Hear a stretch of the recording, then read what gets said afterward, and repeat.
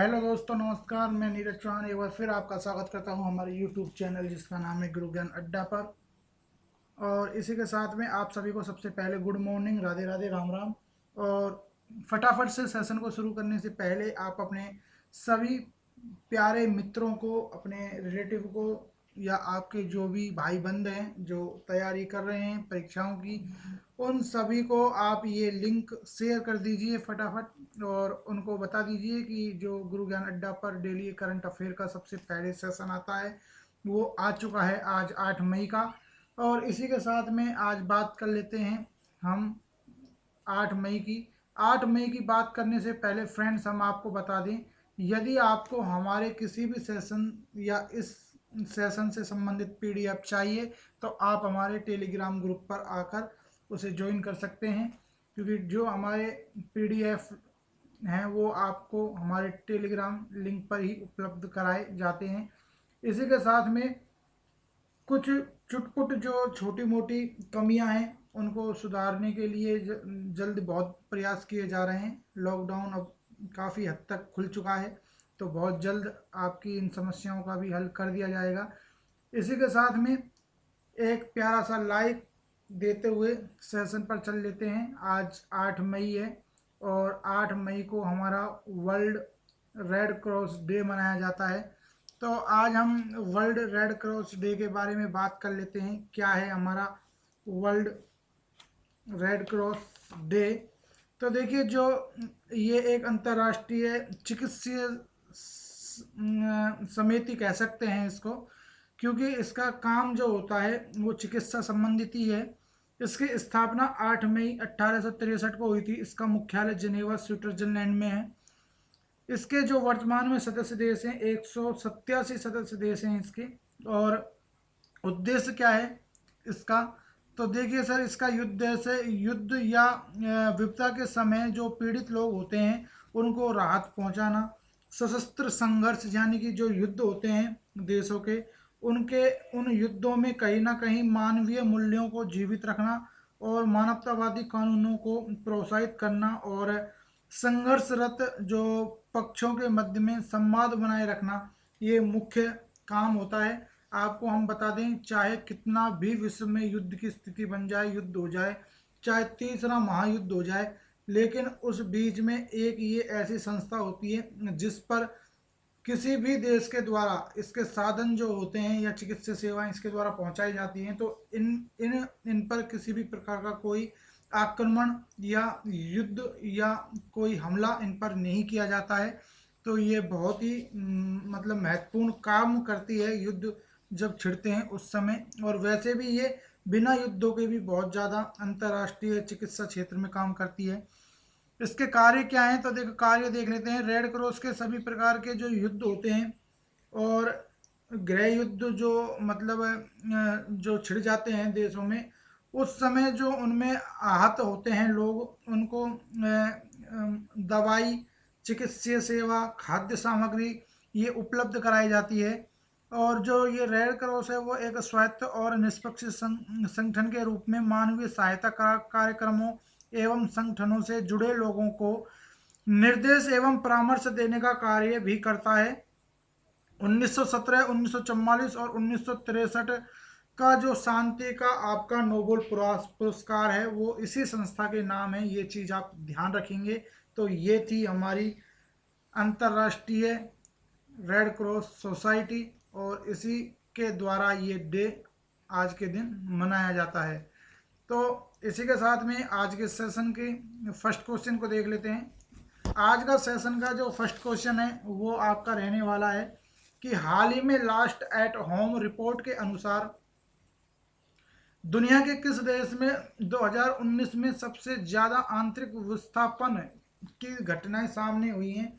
तो आंतरिक विस्थापन है कि एक देश के लोग जो देश में एक राज्य से दूसरे राज्य में चले जाते हैं छोड़कर, उसको आंतरिक विस्थापन कहते हैं। और ये किसी भी कारण से हो सकता है, किसी आपदा, बेरोजगारी, रोजगार पाने की चाहत या किसी और वजह से ये हो सकता है। इसके बहुत सारे रीजन हो सकते हैं। और ऐसा होने वाला जो अभी इसकी रिपोर्ट आई है उसमें भारत शीर्ष नंबर पर है। इसी के साथ में आपको एक फ़ोटो दिखा देते हैं। और इसमें 2019 की रिपोर्ट है जो 2020 में ये लॉन्च हुई है। तो इसमें बताया गया है कि 5 मिलियन पीपल्स इस विस्थापन की स्थिति से भारत में गुजरे हैं। और जो आपकी ये रिपोर्ट है ये यूनिसेफ, आप इसमें देख ही रहे हैं, यूनिसेफ के द्वारा लॉन्च की गई है। और इसमें फर्स्ट नंबर पर तो भारत है, दूसरे नंबर पर फिलिस्तीन, तीसरे नंबर पर बांग्लादेश और चौथे नंबर पर चाइना इस रिपोर्ट के अनुसार आया है। इसी में आपको यूनिसेफ की बात बता दें तो यूनिसेफ का मतलब होता है United nation international children emergency fund, और इसकी स्थापना 1946 में हुई थी और इसका हेडक्वार्टर आपका न्यूयॉर्क अमेरिका के अंदर बनता है। वर्तमान इसके हेड हैं हेनरिट्टा एच फॉर, इसके वर्तमान में हेड हैं। इसी के साथ ही आपको बता देते हैं जो एक डिजिटल रिपोर्ट के अनुसार हाल ही में लॉन्च हुई थी, उस डिजिटल लॉन्च जो रिपोर्ट हुई थी उसके अनुसार डिजिटल कामकाज में भारत सबसे अनुकूल देश बना है, यानी कि पहले नंबर पर था। इसी के साथ ही G20 की जो ऊर्जा मंत्रियों की बैठक हुई थी उसमें भी भारत को ऊर्जा की खपत का प्रमुख केंद्र घोषित किया गया है। इसी के साथ आपको हम भारत से संबंधित कुछ हाल ही में चर्चित बातें बता रहे हैं।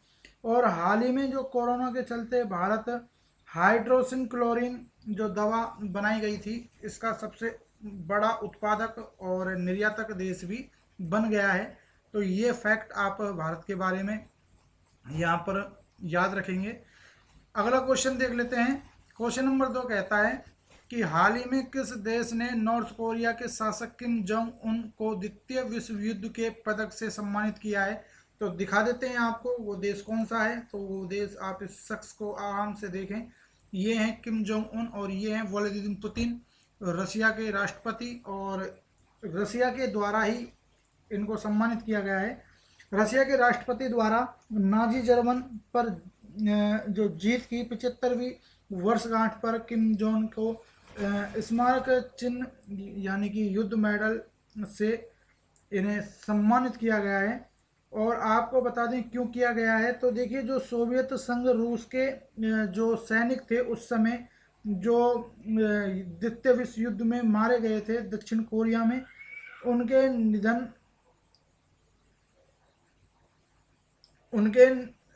निधन यानी कि जो मारे गए थे उनके द्वितीय विश्व युद्ध के चलते उनके सम्मान में इनको मतलब क्या है, दक्षिण कोरिया में जो लोग उत्तर कोरिया में जो लोग युद्ध लड़ रहे थे उस समय द्वितीय विश्व युद्ध के समय रसिया के, तो उन रसिया के जो सैनिक थे उनको मतलब चिकित्सीय खाने पीने का इस तरह का ध्यान रखा गया था उत्तर कोरिया के लोगों के द्वारा।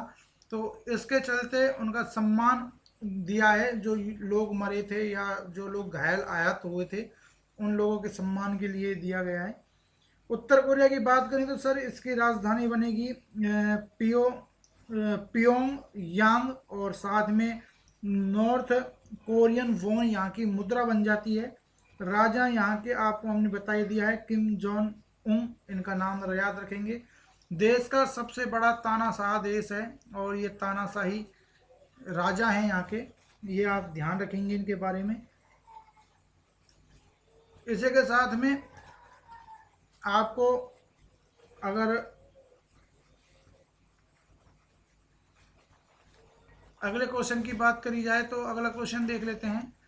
हाल ही में भारतीय नौसेना द्वारा कौन सा ऑपरेशन शुरू किया गया है? तो देखिए समुद्र सेतु ऑपरेशन भारतीय जो नौसेना है उसके द्वारा शुरू किया गया है। तो इसकी हम थोड़ी सी चर्चा कर लेते हैं यहाँ पर क्या है। तो यह अभियान जो कोरोना के चलते विदेशों में जो भारतीय लोग फंसे हुए हैं उनको वापस भारत लाने के लिए इस ऑपरेशन को चलाया गया है भारतीय नौसेना के द्वारा। और जो ये अभियान चलाया गया है इसमें भारतीय नौसेना के 2 जहाज हैं, एक तो जलस्व और दूसरा है मगर, इनको काम में लिया जा रहा है। और इनका जो सबसे पहला जो दौरा इस समुद्र सेतु मिशन के अंतर्गत होगा वो होगा मालदीव का। और मालदीव में जो वहाँ भारतीय लोग फंसे हैं उनको लेकर ये सबसे पहले आएंगे। और अगर आपको हम बता दें अब जब नौसेना की बात, मालदीव से संबंधित एक बात हो रही, तो आपको मालदीव से संबंधित एक और फैक्ट बता देते हैं यहाँ पर। कुछ समय पहले ही 7 अप्रैल 5 अप्रैल के आसपास जो भारतीय नौसेना है उसने एक और ऑपरेशन मालदीव के लिए चलाया था, जिसका नाम था ऑपरेशन संजीवनी। और इस ऑपरेशन में क्या हुआ था कि जो कोविड-19 के खिलाफ एक अभियान था, ये एक पहल थी।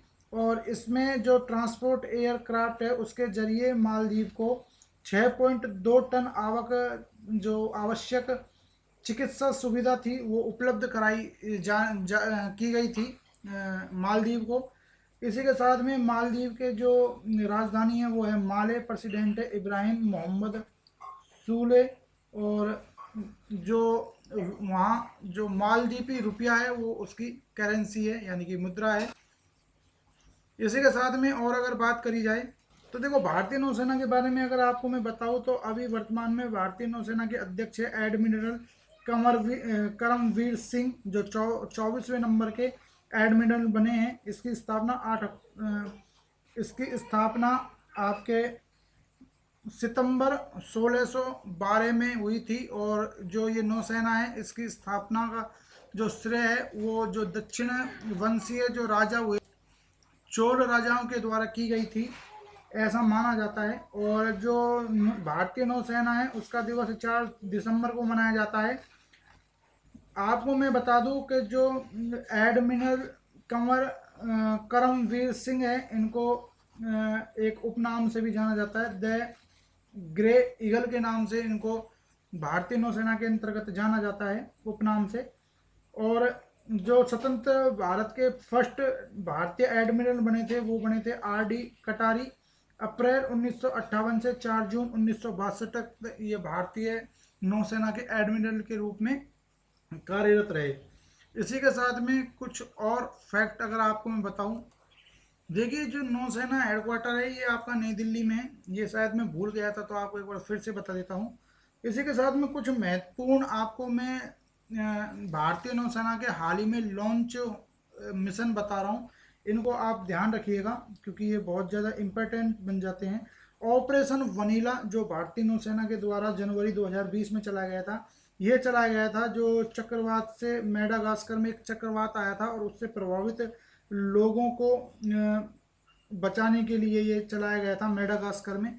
इसी के साथ ही एक ऑपरेशन मदद भी हमारी भारतीय नौसेना के द्वारा चलाया गया था हाल ही में, सॉरी हाल ही में नहीं, पिछले वर्ष। इसके अंतर्गत केरल में जो भीषण बाढ़ आई थी उसमें लोगों की मदद करने हेतु ये चलाया गया था ऑपरेशन निस्तार। ये आपका कुछ समय पहले ही यमन में जो चक्रवात आया था उससे प्रभावित सुकोत्रा एक द्वीप है यमन का, वहाँ पर 38 भारतीयों को इस मतलब ऑपरेशन के जरिए भारत में लाया गया था, 38 भारतीयों को। तो ये कुछ पिछले और वर्तमान आपके मिशन बन जाते हैं भारतीय नौसेना से संबंधित, तो इनको आप जरूर से जरूर ध्यान रखकर अपनी नोटबुक में नोट कर लेंगे। इसी के साथ में फ्रेंड्स अगला क्वेश्चन देख लेते हैं। अगला क्वेश्चन बनता है क्वेश्चन नंबर 4। हाल ही में 2020 का young career award in nano science and technology से किसे सम्मानित किया गया है? तो ये सौरभ लोढ़ा हैं जिनको सम्मानित किया गया है। और जो सौरभ लोढ़ा हैं ये IIT बॉम्बे के प्रोफेसर के रूप में कार्यरत हैं। और आपको हम बता दें जो ये नैनो जो कैटेगरी का जो साइंस एंड टेक्नोलॉजी का अवार्ड दिया जाता है, ये एक प्रकार का ऐसा अवार्ड है जो किसी आविष्कार के रूप में दिया जाता है। और जो आविष्कार नैनो आविष्कार होते हैं वो प्रकृति के हित को ध्यान में रखकर किए जाते हैं। और इन नैनो आविष्कार से बनाई गई चीज प्रकृति पर किसी भी प्रकार का कोई साइड इफेक्ट या प्रदूषण वगैरह नहीं करती है। तो इसी क्षेत्र में सौरभ लोढ़ा के एक आविष्कार को ध्यान में रखते हुए ये पुरस्कार दिया गया। अगर IIT बॉम्बे की बात करें तो सर देखिए IIT जो बॉम्बे है, क्वारंटाइन ऐप बनाया था इन्होंने जो कोरोना प्रभावित रोगियों को ट्रैक करने के लिए बनाया गया था। इसी के साथ में एक और आपको अगर हम बताएं तो कुछ महीने पहले फ्यूचर डिकोडेड जो CO सबमिट हुई थी ये आपकी बॉम्बे में हुई थी। बॉम्बे से संबंधित आपको फैक्ट बता रहे हैं। और जो ये अवार्ड इनको दिया गया है, ये अवार्ड साइंस हमारी जो डिपार्टमेंट साइंस व टेक्नोलॉजी है यानी कि DST के द्वारा दिया जाता है। इसकी स्थापना 1971 और मुख्यालय इसका नई दिल्ली में बन जाता है। और हाल ही में DST यानी कि department of science and technology के 50 वर्ष पूर्ण होने पर हमारे केंद्रीय मंत्री जी ने, जिनका नाम है हर्षवर्धन सिंह, इन्होंने कोविड कथा नाम का एक किताब का विमोचन किया है। और इसी के साथ में एक आपको IIT बॉम्बे के बारे में एक फैक्ट और बता देते हैं। IIT जो बॉम्बे है उसने हाल ही में एक डिजिटल स्टेथोस्कोप बनाया है जिसका नाम आयुष्यंक रखा गया है। और ये एक ब्लूटूथ से चलने वाला डॉक्टरेट डिजिटल स्टेथोस्कोप होगा। और इसके जरिए मतलब जो ब्लूटूथ टेक्नोलॉजी है उसके द्वारा व्यक्ति की हृदय गति को नापा जाएगा। तो ये कुछ क्वेश्चन या फैक्ट आपके रहने वाले थे महत्वपूर्ण, तो उनको हमने आपको बताया। इसी के साथ में अगला क्वेश्चन देख लेते हैं फ्रेंड्स, क्या रहने वाला है। क्वेश्चन नंबर 5 कहता है कि हाल ही में मैक्स बूपा इंश्योरेंस के नए MD और CEO कौन बनाए गए हैं। तो ये बनाए गए हैं आपके कृष्ण रामचंद्रन। अब बात कर लेते हैं कृष्ण रामचंद्रन जी की। तो ये आशीष मल्होत्रा की जगह पर कार्यरत हुए हैं, यानी कि इन्होंने जो ये पद लिया है ये आशीष मल्होत्रा जी की जगह पर लिया है। ये आपके कृष्णन रामचंद्रन है। और ये मैक्स बूपा के नए MD और CEO बनाए गए हैं। अगर मैं बूपा की बात करें तो ये एक इंश्योरेंस क्षेत्र की कंपनी है। इसकी स्थापना 2008 में हुई थी और इसका हेडक्वार्टर नई दिल्ली में है। और इसके जो MD और CEO हैं वो आपके के रामचंद्रन जी बनाए गए हैं, यानी कि कृष्ण रामचंद्र जी बनाए गए हैं। इसी के साथ में एक नाम मेरे ध्यान आता है राजीव बंसल जी का। हाल ही में एयर इंडिया के MD और CEO बनाए गए हैं। ये आप अपनी नोटबुक में लिख लीजिएगा कि हाल ही में एयर इंडिया के जो नए MD CEO बनाए गए हैं वो है राजीव बंसल। और हाँ, प्रमोद अग्रवाल, सॉरी प्रदीप नहीं, प्रमोद अग्रवाल जी जो हाल ही में कॉल इंडिया के CMD यानी कि चेयरमैन MD बनाए गए हैं। ये भी आप ध्यान रखिएगा। इसी के साथ में अगले क्वेश्चन की तरफ रुख कर लेते हैं। तो हाल ही में किस राज्य सरकार ने प्रवासियों के लिए एग्जिट ऐप लॉन्च किया है। तो देखिए आप फोटो में देख ही रहे हैं, ये हैं आपकी दीदी यानी कि ममता बनर्जी जो मुख्यमंत्री हैं पश्चिमी बंगाल की। तो इसका सही आंसर भी आपका पश्चिमी बंगाल हो जाएगा। और डेली एक डेली सेशन की तरह एक क्वेश्चन हम विस्तार से आपको डिस्कस करते हैं। तो उसी श्रेणी में आज ये आपका क्वेश्चन रखा गया है पश्चिमी बंगाल। तो इस पर हम विस्तार से बात करेंगे थोड़ा, तो आपको हम आराम से बताएंगे। तो आप ढंग से सुनना और लिख लेना इन फैक्ट्स एक्स्ट्रा डिटेल्स को। तो देखिए, कोरोना व लॉकडाउन के कारण जो पश्चिमी बंगाल में दूसरे राज्यों के निवासी फंसे थे उन लोगों को अपने राज्यों तक पहुंचाने के लिए विशेष तौर से ये ऐप लॉन्च किया गया है पश्चिम बंगाल सरकार के द्वारा।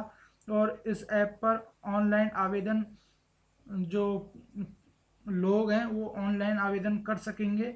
और उसके बाद में उनके आवेदनों पर ध्यान रखकर उनको उनके राज्य तक सुरक्षित पहुंचाया जाएगा। तो ये तो है इस ऐप का काम। इसके अलावा हम आपको बता देते हैं पश्चिम बंगाल के बारे में। तो पश्चिमी बंगाल की राजधानी आपकी कोलकाता है और कोलकाता हुगली नदी के किनारे बसा हुआ है। और जो हुगली नदी है यही गंगा की एक दूसरी धारा है जो कलकत्ता में बहती है। और एक जो उसकी धारा है वो पश्चिमी बंगाल से सीधे बांग्लादेश के लिए रुक कर जाती है। तो यहीं पर गंगा नदी दो हिस्सों में बढ़ जाती है, एक का नाम हुगली है और दूसरी गंगा नदी की जो धारा है वो सीधी आपके बांग्लादेश चल जाती है। इसी हुगली नदी पर आपका हावड़ा ब्रिज बना हुआ है। और CM यहाँ ममता बनर्जी हैं और जो आपके गवर्नर हैं वो हैं जगदीप धनखड़ साहब। और एक बात आपको बता दें, हुगली नदी जो है वो आपकी कलकत्ता में और एक हुबली नदी है और वो हुबली नदी आपकी कर्नाटक के अंदर बहती है। कंफ्यूजन मत होना हुबली और हुगली में। इसी के साथ ही आपको थोड़ी सी डिटेल अगर यहाँ बताते हुए चलें तो देखिए, जो सुंदरवन है वो आपका पश्चिम बंगाल के अंदर स्थित है। और इसी सुंदर वन जंगलों का दूसरा नाम है मैग्रोवस जंगल के नाम से जाना जाता है। ये आपका 2019 का जो एग्ज़ाम हुआ था रेलवे ग्रुप डी का, उसमें ज्योग्राफी कैटेगरी में ये क्वेश्चन आपका पूछा गया था। इसी के साथ ही आपको सुंदरवन के बारे में भी थोड़ी सी डिटेल बता देते हैं। देखिए, जो विश्व का सबसे बड़ा नदी डेल्टा बनता है वो सुंदरवन डेल्टा बनता है, और ये पश्चिमी बंगाल में ही स्थित है। और ये गंगा नदी का एक बहुत बड़ा डेल्टा क्षेत्र है, और इसमें शामिल है भारत और बांग्लादेश का कुछ हिस्सा। तो आपको हम बता दें, जो 1917 में जो सुंदरवन है, इसको पहली बार जीव अभ्यारण्य घोषित किया गया, और इसके बाद में 1984 को इसे राष्ट्रीय उद्यान घोषित किया गया था, और इसके बाद में 1989 को इसको बायोस्फीयर घोषित किया गया था, और इसी के साथ में 1987 में इसे यूनेस्को विश्व धरोहर में शामिल किया गया था सुंदरवन को। तो ये सुंदरवन से संबंधित कुछ डिटेल। इसी के साथ में और फैक्ट्स की बात करें तो देखिए, भारत की जो सबसे बड़ी लाइब्रेरी है वो भी आपके पश्चिमी बंगाल के कलकत्ता में स्थित है, और इसकी स्थापना 21 मार्च 1836 को हुई थी। और जो ये लाइब्रेरी है वो पहले, यानी कि जब इसकी स्थापना हुई थी तो उस समय के जो तत्कालीन वायसराय रहे थे, उनके घर के निजी रूप, मतलब निजी क्षेत्र में हुई थी, यानी कि उनके घर में निजी लाइब्रेरी के तौर पर इसकी स्थापना हुई थी। और इस लाइब्रेरी में 18 लाख पुस्तकें और दस्तावेजों का संग्रह है। और जो भारतीय संविधान की संघ सूची है, 7वीं अनुसूची, उसके अनुच्छेद 62 में राष्ट्रीय महत्व की संस्था होने का एक विशेष दर्जा प्रदान किया गया है इसको। और इसी के साथ में आपको बता दें, भारत का सबसे बड़ा जो संग्रहालय है वो भी आपका कोलकाता में स्थित है, और भारत का सर्वश्रेष्ठ संग्रहालय है, और एशिया का भी सबसे पुराना संग्रहालय है ये। इसमें प्राचीन वस्तु, युद्ध सामग्री, गहने, कंकाल, मणि, जीवाश्म एवं जो मुगल चित्र शैली है उसके कुछ अंश या दुर्लभ संग्रह इसमें स्थित हैं। और जो ये संग्रहालय है इसकी स्थापना डॉक्टर नाथानियल वालिक ने की थी, और ये एक डेनमार्क के वनस्पति शास्त्री थे, और इन्होंने इन्होंने 1814 में, कंफर्म नहीं है फ्रेंड्स, वैसे 99% 1814 ही है, लेकिन आप और एक बार कंफर्म कर लीजिएगा, क्योंकि देखिए बहुत बड़ा क्षेत्र है, तो इस वजह से मैं आपको गलत तो बताऊंगा नहीं, लेकिन कंफर्म आप ज़रूर करिएगा। 1814 में इसकी स्थापना की गई थी, और भारत के साथ साथ ये एशिया के सबसे पुराने संग्रहालयों में भी शुमार है। इसी के साथ में आपका जो साल्ट लेक स्टेडियम है वो भी आपका कोलकाता के अंदर है, जो कि फुटबॉल स्टेडियम के रूप में जाना जाता है। और अब ये जो चाइना में फुटबॉल स्टेडियम बना है दुनिया का सबसे बड़ा, उसके बाद में ये दुनिया का तीसरा सबसे बड़ा फुटबॉल स्टेडियम बन जाएगा।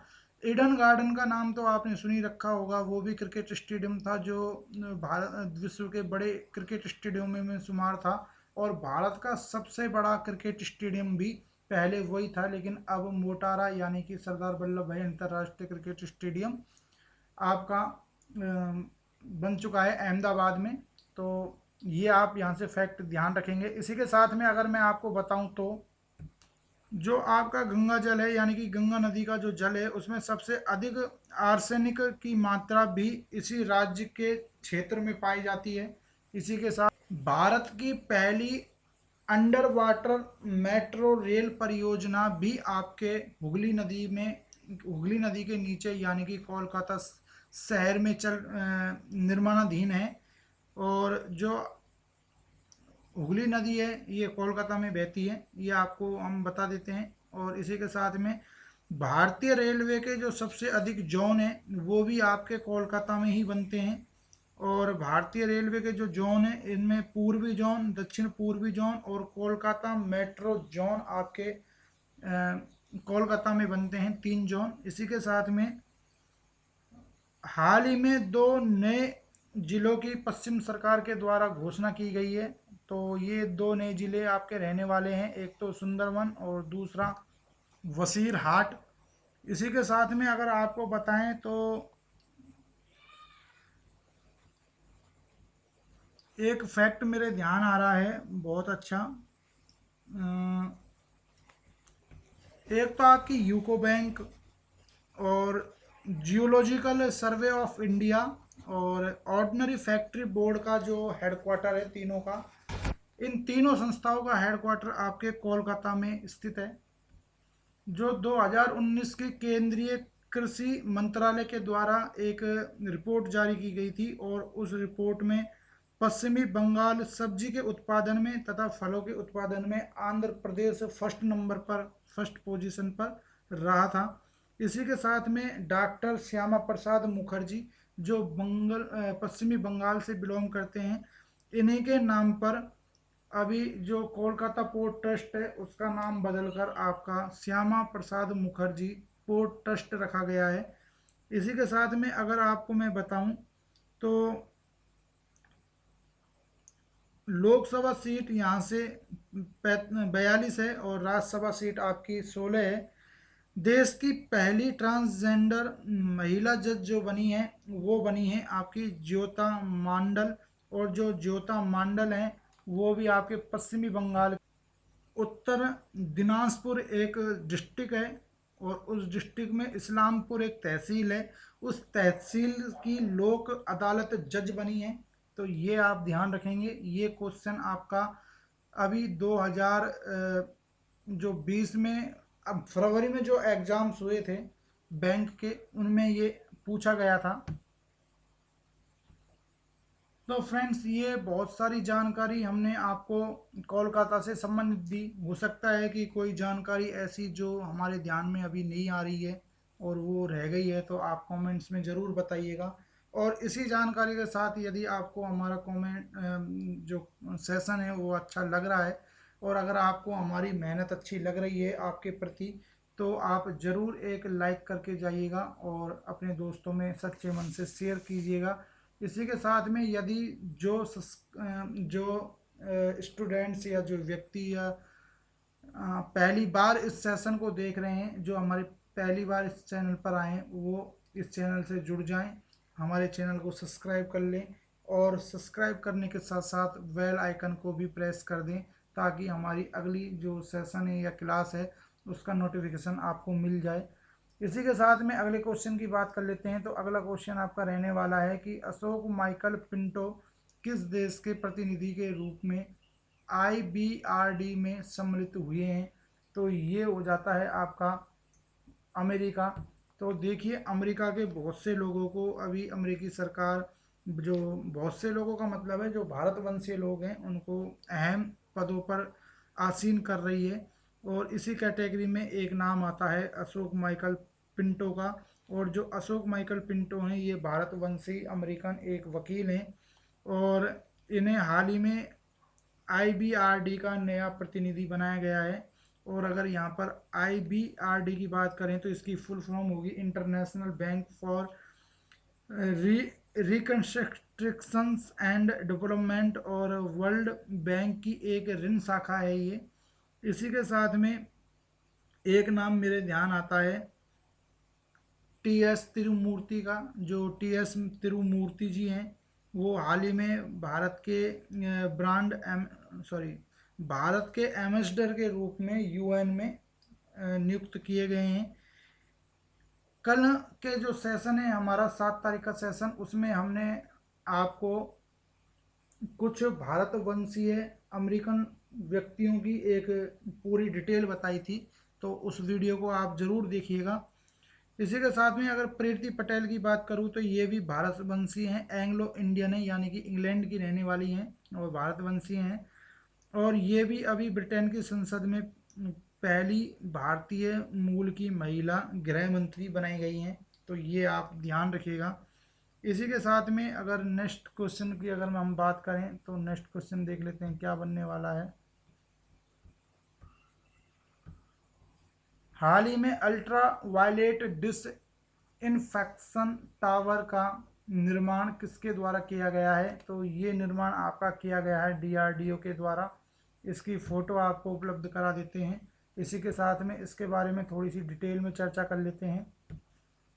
तो देखिए ये कोविड-19 से सबसे ज़्यादा प्रभावित क्षेत्रों में लगाया जाएगा और ज़्यादातर ये एक प्रकार की अल्ट्रा वायलेट यूवी जिसको हम कहते हैं बेस एरिया सैनिटाइज़र है, और इसे जो लेबोरेटरीज हैं उनमें, कार्यालयों में, और जो कार्यालयों में जो इलेक्ट्रॉनिक वस्तुएं हैं जैसे कि कंप्यूटर है, टीवी है, या और अन्य इलेक्ट्रॉनिक वस्तुएं हैं, उनकी सतह के लिए ये काम करेगा। यानी कि जो कंप्यूटर या अन्य इलेक्ट्रॉनिक चीज़ों पर जैसे मान लीजिए कोई वायरस, कोविड 19 वायरस चिपक रहा है तो उसको ये ख़त्म कर देगा, उसके लिए इसका उपयोग किया जाएगा। और ये टावर डीआरडीओ ने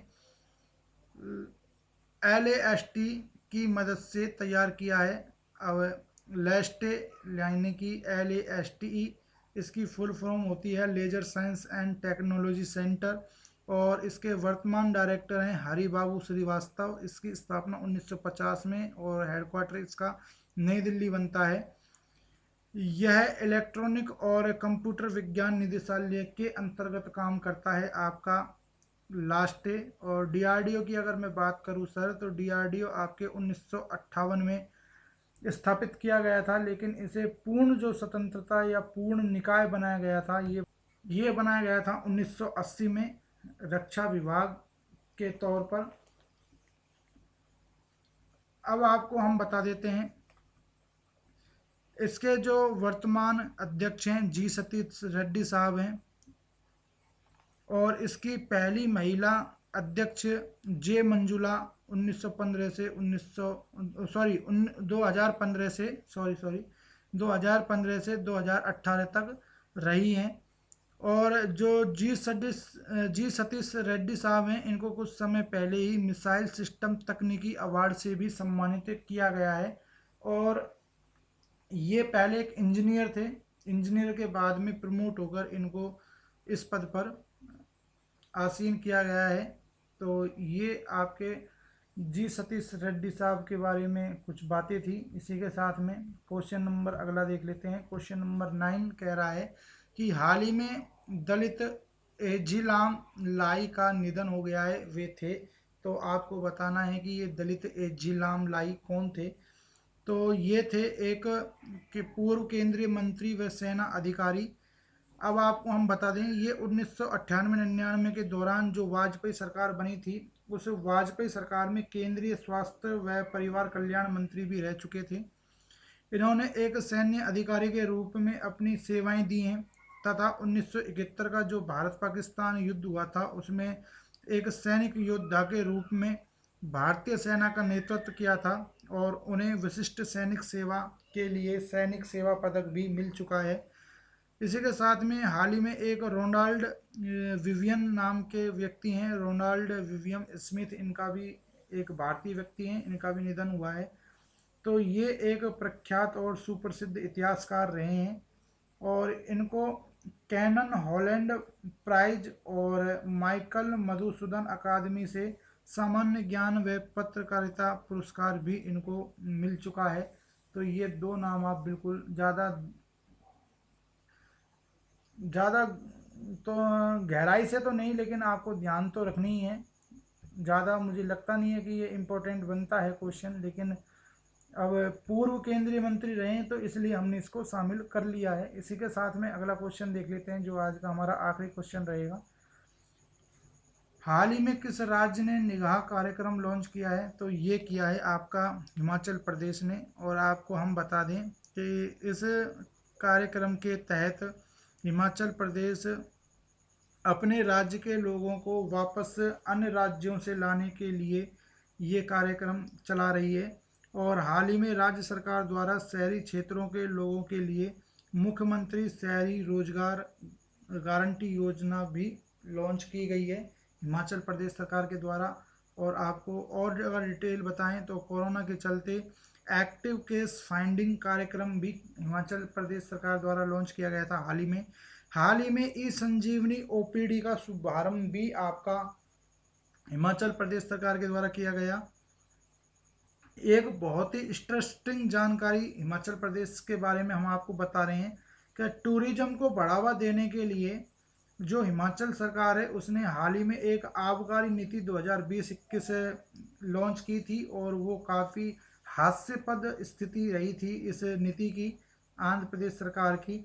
अब ये नीति क्यों लागू की गई थी, तो इस नीति में क्या था, टूरिज्म को बढ़ाने के लिए हिमाचल सरकार ने अपने वाइन्स जो रेट है, यानी कि जो शराब की दरें हैं, वो बहुत हद तक कम कर दी थी। मतलब जो शराब थी वो बहुत ज़्यादा सस्ती हो गई थी हिमाचल प्रदेश में, और केवल ये इसलिए किया गया था कि टूरिज्म को बढ़ावा मिले।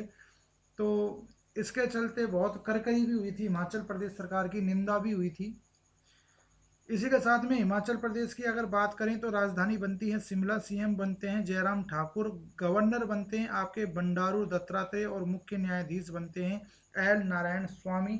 यदि आप पहली बार हमारे इस चैनल पर आए हैं या आपने हमारे भारत के राज्यों के मुख्यमंत्री, उप मुख्यमंत्री, राज्यपाल, न्यायाधीशों से संबंधित वाला वीडियो नहीं देखा है तो आप प्लीज़ प्लेलिस्ट में जाकर उसको देखें। बहुत ही लेटेस्ट जानकारी के साथ में उसको बनाया गया है और आप लोगों के लिए तैयार कर कर वीडियो उस पर उपलब्ध प्लेलिस्ट में दिया गया है। तो आप उस बार उसको देखें और अपने नोटबुक में वहाँ से महत्वपूर्ण जानकारी आप उसमें से लिख लें। इसी के साथ में कल हमने आपसे सवाल पूछा था कि हाल ही में AIIA ने दिल्ली पुलिस के साथ मिलकर कौन सा कार्यक्रम चलाया है, तो ये चलाया है आयुर रक्षा। और जो आज का सवाल आप लोगों के लिए रहने वाला है वो है, आज का सवाल उत्तर कोरिया की आपको राजधानी बतानी है कि उत्तर कोरिया की राजधानी क्या है। इसी के साथ में इस सेशन को हम समाप्त करते हैं और आपसे एक बार फिर अगर सेशन आपको अच्छा लगा है तो लाइक करने की गुजारिश करते हैं कि प्लीज़ इसको लाइक कीजिए और अधिक से अधिक अपने दोस्तों, रिलेटिव या जो आपके भाई सगे संबंधी हैं जो तैयारी कर रहे हैं रेलवे की या अन्य कंपटीशंस की, उनके लिए इसको शेयर करें और अपने घर में सुरक्षित रहें। जो आपका लॉकडाउन का समय चल रहा है उसको आप तैयारी में व्यतीत करें, ना कि इधर उधर घूमने में या फालतू की बातों में, क्योंकि ये आपको एक सुनहरा मौका आपको मिल चुका है। और एक खुशखबरी, जैसे ही लॉकडाउन हटेगा तो तुरंत आपके जितने भी एग्ज़ाम्स हैं वो शुरू होने की प्रक्रिया शुरू हो जाएगी। NTPC का पेपर आपका बहुत जल्दी लॉकडाउन के हटते ही 15 या 1 महीने के अंदर आपका शुरू हो जाएगा। तो इस समय का भरपूर उपयोग करें, सदुपयोग करें, अपनी पढ़ाई को सुचारू रखें और तनाव को कम करते हुए, अपने जो तनाव है उसको आप कम करते हुए कहीं ना कहीं अपने घर वालों के साथ समय व्यतीत करें और घर पर रहकर कोरोना वायरस के खिलाफ लड़ते रहें। Stay home, stay safe. मैं नीरज सर आपसे फिर अगले सेशन में मुलाकात करूंगा, तब तक के लिए नमस्कार।